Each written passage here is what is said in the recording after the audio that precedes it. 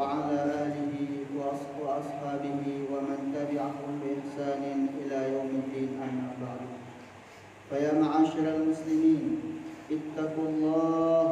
وقال الله تعالى في كتابه العظيم وهو أصدق القائلين: أعوذ بالله من الشيطان الرجيم.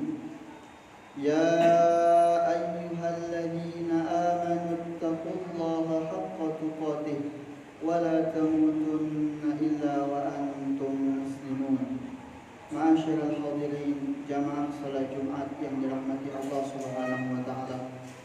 Pertama-tama kita bersyukur atas segala nikmat yang telah Allah anugerahkan kepada kita. Dengan senantiasa kita bersyukur, mengucapkan alhamdulillah kepada Allah. Salawat dan salam mudah-mudahan senantiasa kita sampaikan dan kita lantunkan untuk baginda kita tercinta Sayyidina wa Maulana Muhammad sallallahu alaihi wasallam. Mudah-mudahan kita yang hadir di masjid yang berkah ini mendapatkan syafaat dari Nabi Muhammad. Amin ya rabbal alamin. Ma'asyiral hadirin jamaah Jumat rahimakumullah. Di atas mimbar yang penuh akan keberkahan ini, di hari Jumat yang penuh dengan kemuliaan ini, khatib ingin berwasiat kepada diri khatib khususnya dan kepada hadirin umumnya. Marilah sama-sama kita tingkatkan keimanan dan ketakwaan kita kepada Allah Subhanahu wa taala.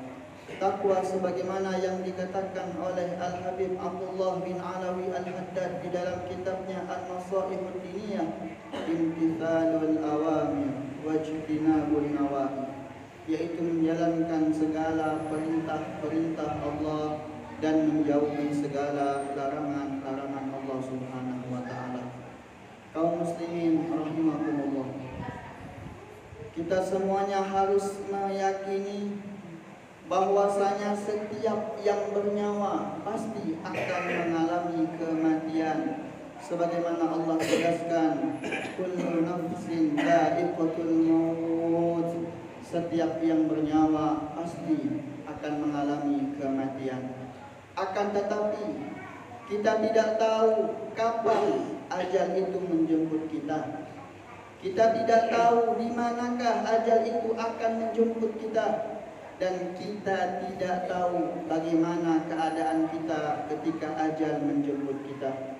Sebagaimana yang Allah tegaskan dan Allah jelaskan di dalam surah An-Nisa ayat 78. Aynama takunu yudrikumul mautu walau kuntum fi burujin musyayyadah al-ayah. Dimanapun kalian berada, kematian pasti akan datang mendapatkan kalian, walaupun kalian berada di benteng yang tinggi dan kokoh. Ini artinya hadirin rahimakumullah, kita pasti akan mendapatkan kematian dimanapun, dalam keadaan apapun, dan kapanpun kita berada. Oleh karenanya ada 3 amalan yang dapat kita lakukan, yang dapat kita kerjakan sebagai bekal kita menuju alam akhirat. Yang pertama adalah beramal sebaik mungkin. Sebagaimana Allah tegaskan di dalam surah Al-Mulk ayat kedua, alladzi khalaqal mauta wal hayata liyabluwakum ayyukum ahsanu amala wa huwal azizul ghafur. Allah Subhanahu wa taala menciptakan mati dan hidup. Untuk apa Allah ciptakan hal tersebut? Liyabluwakum, untuk menguji kalian, ayyukum ahsanu amala, siapakah di antara kalian yang paling baik amalnya. Lalu bagaimana amal yang baik itu? Yaitu adalah amal yang kita lakukan secara istiqomah.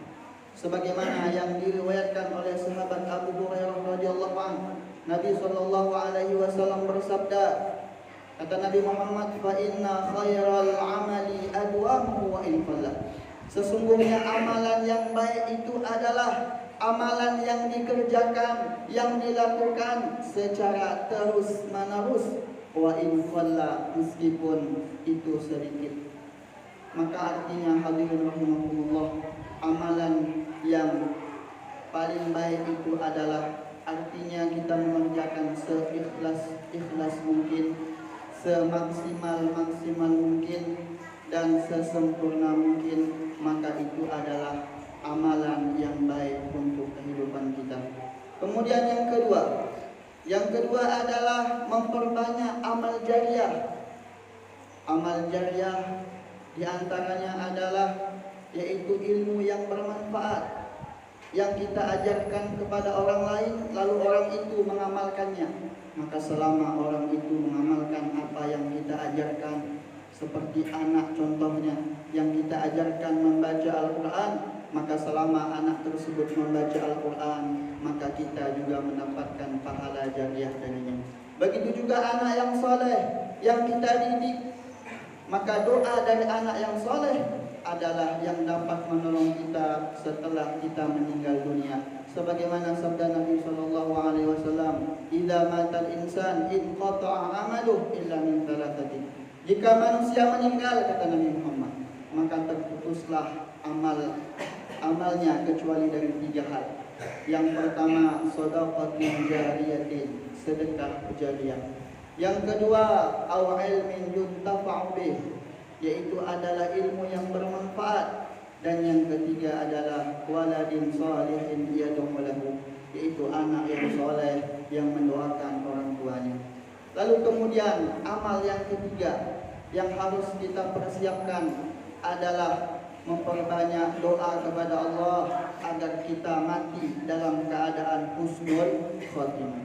Ma'asyiral hadirin rahimakumullah.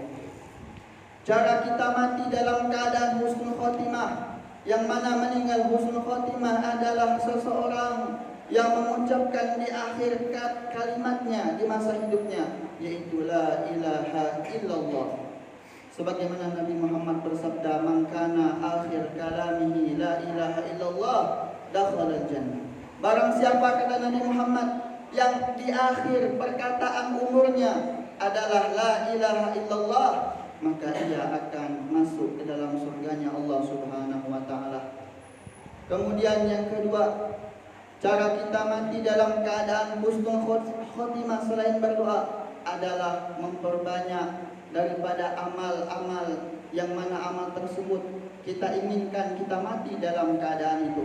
Artinya, jika kita ingin mati dalam keadaan membaca Al-Quran, maka di masa hidup kita perbanyaklah baca Al-Quran, sebagaimana yang dilakukan oleh Sayyidina Utsman bin Affan, yang mana beliau sehari dapat menghatamkan Al-Quran 4 kali, sehingga beliau mati dalam keadaan membaca Al-Quran. Nabi Muhammad bersabda, "Mautul mar'i ala ma'asya alaih."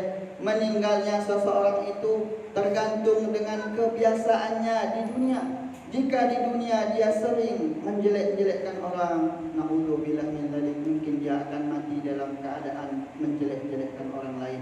Jika dia di dunia suka mencuri, maka naudzubillah min dzalik, mungkin dia akan mati dalam keadaan mencuri dan lain sebagainya. Yang artinya adalah, jika kita ingin mati dalam keadaan sholat, maka hendaknya kita perbanyak sholat di waktu-waktu yang telah ditentukan oleh syariat Nabi SAW. Mudah-mudahan akhirnya kita berdoa kepada Allah, mudah-mudahan kita semuanya dapat mengamalkan 3 amalan ini, yaitu yang pertama melakukan amal sebaik mungkin, yang kedua adalah memperbanyak amal jariah, dan yang ketiga berdoa agar mendapatkan husnul khotimah. Akhirnya kita berdoa kepada Allah, mudah-mudahan kita meninggal dalam keadaan husnul khotimah, dalam keadaan beriman kepada Allah, dan dalam keadaan anak-anak kita menjadi anak yang soleh dan solehah, sehingga ketika kita sudah tiada, mereka lah yang mendoakan kita. Amin ya rabbal alamin. Inna ahsanal kalam kalamullahil malikil alam, wallahu subhanahu wa ta'ala yaqul wa biqawli yahtadil muhtadun wa idza quri'a al-Qur'an fastami'u lahu wa ansitu la'allakum turhamun. A'udzu billahi minasy syaithanir rajim. Bismillahirrahmanirrahim. Wal 'ashr innal insana lafi khusr illa alladziina aamanu wa 'amilus shalihati wa tawassaw bil haqqi wa tawassaw bis sabr.